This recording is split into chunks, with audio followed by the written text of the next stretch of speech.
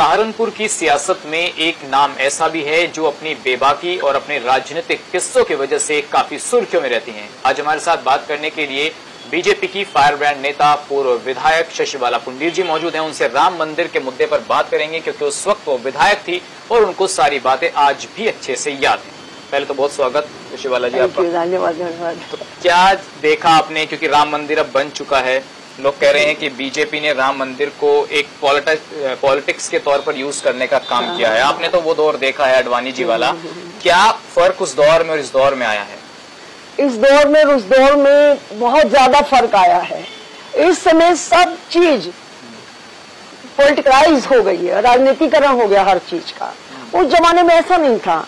इस जमाने में तो किस तरह से अपने विरोधी को या जरा सा भी कोई बोल रहे जेल में कैसे डालना, ये हो रहा है।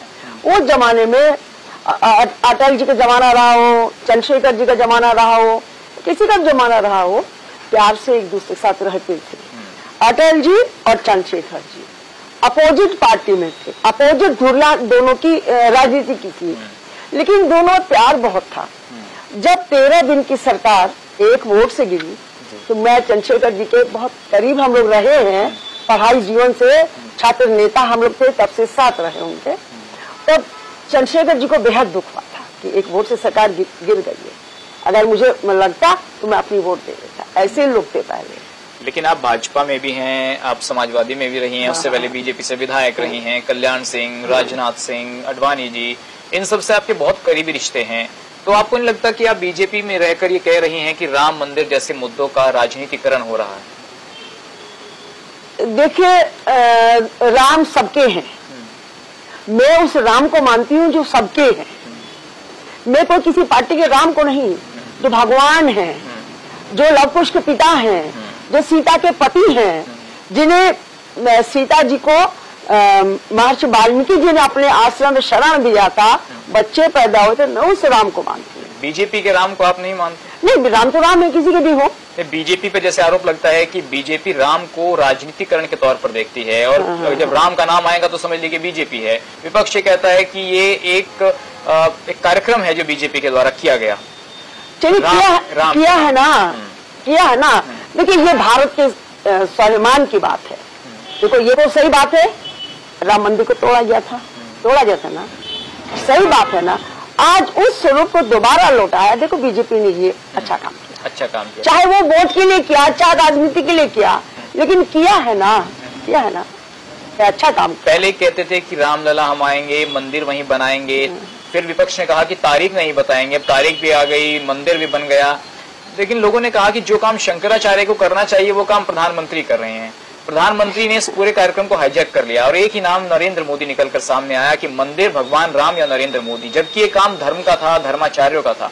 तो ऐसे लोगों ने सवाल उठाया। आपको लगता है कि मोदी जी ने इसको कैप्चर किया सारे कार्यक्रम? नहीं, मुझे ऐसा नहीं लगता। वहाँ संघ के आगे जी भी थे, वहाँ गुरु भी थे, बहुत लोग थे, सब लोग थे। वहाँ भगवा कपड़े वाले बहुत दिख रहे थे, सभी स्वामी थे, साधु थे। शशिबाला जी, आप सन 93 में मुझे लगता है 92-93 में विधायक रही हैं बीजेपी से। उस दौर को आप आपको याद है वो चीजें? कैसे 92 में क्या कुछ हुआ था? सहारनपुर में उसका क्या फर्क पड़ा था उस वक्त? देखिए, बड़ा आंदोलन चला था। हम लोग भी जेलों में रहे थे। जब ढांचा टूट गया था तो उसके बाद हम लोग भी जेल में रहे थे, बहुत दिन रहे थे, जेल में रहे थे, और अच्छा लगता था उस समय, बहुत अच्छा लगता था।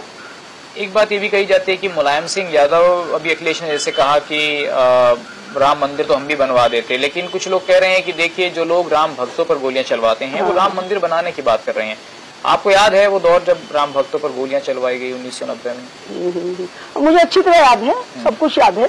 हम लोग विनय कटियार जी के भी बहुत करीब रहे हैं। विनय जी के हम आज भी करीब हैं। हो सकता है लोग विनय जी के पास जाने में डरते हो, कतराते हो, लेकिन हम विनय जी के हर टाइम उनके साथ हैं, मैंने उनका संगत देखा है। मुलायम सिंह यादव को क्या ये माना जाता था कि वो हिंदू विरोधी हैं क्योंकि उनको संज्ञा दी गई मुल्ला मुलायम की? तो आपको लगता था कि उनकी मानसिकता ऐसी है कि वो मुसलमानों का वोट पाने के लिए हिंदुओं पर गोलियां चलवा रहे थे? देखिए, पता नहीं उनकी क्या रही होगी। हमारे कल्याण सिंह जब ढांचा गिरा है तब गोली नहीं चलवाई थी। देखिए, किसी को रोकने के लिए अगर वहां पर भीड़ इकट्ठा हो गई थी, आंसू गैस चला सकते थे, पानी की बौछारें डलवा सकते थे, गोली से आदमी का परिवार नष्ट हो जाता है। मुझे याद है कोठारी बंदी 2 भाई थे, पैदल चल करके वो लोग आए थे, वो दोनों बेचारों का खत्म हो गया परिवार।